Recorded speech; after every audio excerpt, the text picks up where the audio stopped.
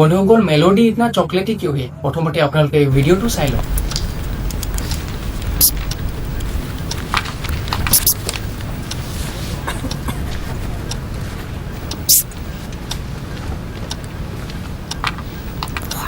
One question, please.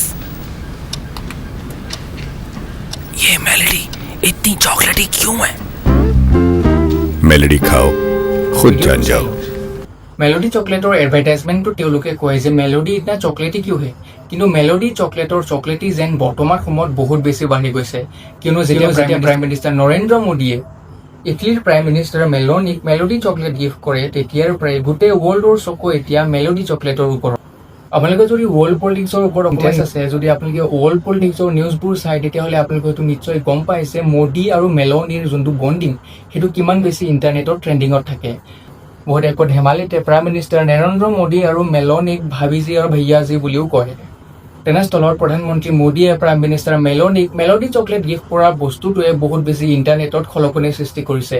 বহুতে ইয়াক বেলেগ বেলেগ ধৰণে লৈছে আৰু বেলেগ বেলেগ ধৰণৰ মন্তব্য দিছে কিছুমানে কৈছে যে যিহেতু মোদী আৰু মেলোনিৰ যোনটো বণ্ডিং সেইটো বহুত বেছি ভাইৰেল হৈ পৰে ট্ৰেণ্ডিঙত গুচি যায় গোটেই পোষ্টবোৰ সেইকাৰণে বহুতে কৈছে যে মোদী নোজ দ্য ট্ৰেণ্ড হয়তো মোদীয়ে এইটো ট্ৰেণ্ডিঙত আকৌ এবাৰ আহিবৰ কাৰণে বা ট্ৰেণ্ডটো ক্ৰিয়েট কৰিবৰ কাৰণে মেলোনিক মেলোডি চকলেট গিফ্ট কৰি এটা ভিডিঅ' পষ্ট কৰাই দিছে কিছুমানে ক'ব খুজিছে ভাইয়া আৰু ভাবিজীৰ এটা মধুৰ সম্পৰ্ক কিয়নো মেলোনিক ভাবিজী বুলিও বহুতে কয় আৰু কোনোবাই ক'ব বিচাৰিছে যে মেলোডি ইজ বেক বা মেলোডিয়ে নিজৰ এডভাৰটাইজমেণ্ট কৰিবৰ কাৰণে প্ৰধানমন্ত্ৰী নৰেন্দ্ৰ মোদীক ইউজ কৰিছে এই গোটেই ঘটনাবোৰৰ মাজত মেলোডি চকলেটে নিজৰ এডভাৰটাইজমেণ্টৰ বাবে ব্যৱহাৰ কৰা এটা লাইন মেলোডি ইतना চকলেটে কি হয় সেই লাইনটো বৰ্তমান ইণ্টাৰনেটত বহুত বেছি ট্ৰেণ্ডিঙত আছে আৰু আপোনালোকে এইটো জানি আচৰিত হ'ব যে বৰ্তমান সময়ত কিমান ইনভেষ্টাৰে মেলোডি চকলেটৰ ওপৰত ইনভেষ্ট কৰিবলৈ ওলাই আহিছে আৰু বৰ্তমান সময়ত ফ্লিপকাৰ্ট আমাজন আৰু ব্লিংকিটৰ পৰা আৰম্ভ কৰি গোটেই এপসমূহত ই আউট অফ ষ্টক হৈ গৈছে সাধাৰণতে পলিটিক্সৰ ভিতৰত আমি ডিছকাশ্যনছ এগ্ৰিমেণ্টছ আৰু মিটিংছ এণ্ড অল দেখিবলৈ পাওঁ কিন্তু মাজে মাজে যেতিয়া এনেকুৱা ছফ্ট হাৰ্টেড মুমেণ্ট কিছুমান আমি দেখিবলৈ পাওঁ তেতিয়া আমি এনজয় কৰোঁ প্ৰধানমন্ত্ৰী নৰেন্দ্ৰ মোদীয়ে মেলোনিক মেলোডি চকলেট গিফ্ট কৰাৰ কথা আপোনালোকে হয়তো নিশ্চয় গম পাইছে কিন্তু তাৰ লগতে হয়তো আপোনালোকে গম পাই আচৰিত হ'ব যে প্ৰধানমন্ত্ৰী নৰেন্দ্ৰ মোদীয়ে মেলোনিক মেলোডি চকলেটৰ উপৰিও আৰু এটা বস্তু গিফ্ট কৰিছে আৰু সেই বস্তুটো হৈছে আমাৰ সকলোৰে অসমৰ আবেগৰ এৰী সূতাৰ কাপোৰ সকলোকে মোৰ নমস্কাৰ জনাইছো আৰু মই আপোনালোকক এটা গুড নিউজ দিবলৈ আহিছো the good news is that আপোনালোকে দেখা পাইছে যেন আমাৰ অনাৰেবল প্ৰাইম মিনিষ্টাৰ নৰেন্দ্ৰ মোদীজীয়ে prime minister of Italy Giorgia মেলোনিক এখন ষ্টল গিফ্ট দিছে এৰী ষ্টল আৰু সেই ষ্টলখন কোপৰ পৰা লোৱা গৈছিলে from a small studio' in Assam to the diplomatic global stage in Italy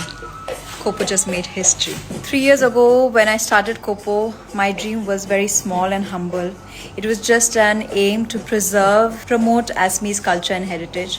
But to see it take a global stage today, it feels surreal. A huge and heartfelt thank you to our Honorable Prime Minister Shri Narendra Modi ji to act as the ultimate brand ambassador of Assamese handloom and culture and taking our indigenous Aries silk to the global stage. So আমাৰ next আপডেটটো হৈছে হিমন্ত বিশ্ব শৰ্মা আৰু জুবিন ক্ষেত্ৰৰ ওপৰত আপোনালোকেতো গম পায় যে হিমন্ত বিশ্ব শৰ্মাই ইয়াৰ আগতেও বহুবাৰ কৈ আহিছে যে জুবিন গাৰ্গক লৈ বা জুবিন ক্ষেত্ৰক লৈ তেওঁলোকে কোনো ৰাজনীতি কৰিব বিচৰা নাই ৰাজনীতিৰ পৰা জুবিনক দূৰত ৰাখিব লাগে আৰু সেইকাৰণে মই কোনো মিটিং টিটিঙত উল্লেখ কৰা নাই আপোনালোকে আজি মোক প্ৰশ্ন কৰিলে কাৰণে মই দুটা কথা ক'লো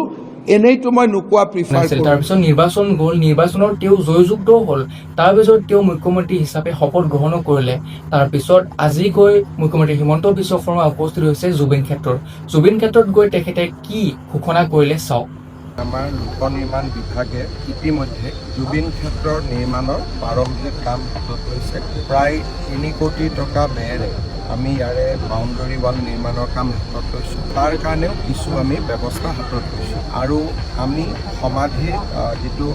বাউণ্ডৰী ৱালৰ পিছত সমাধি ক্ষেত্ৰ নিৰ্মাণৰ যিটো পদক্ষেপ তালৈকেও আগবাঢ়ি যাবৰ কাৰণে মই তেখেতসকলক প্ৰয়োজনীয় নিৰ্দেশ দিছোঁ অসম চৰকাৰে এই সমাধি ক্ষেত্ৰখন নিৰ্মাণৰ বাবে আমাৰ যি সংকল্প সেই সংকল্প অব্যাহত থাকিব